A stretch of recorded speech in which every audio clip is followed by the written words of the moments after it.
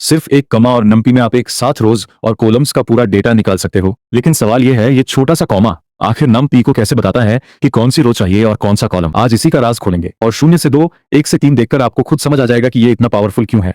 सबसे पहले नंपी आई को इंपोर्ट करेंगे और फिर 3 रोज और 3 कॉलम्स वाला 2D अरे बनाएंगे। यहाँ ध्यान रखो, रोज के इंडेक्स भी 0, 1, 2 हैं और कॉलम्स के इंडेक्स भी 0, 1, 2 हैं।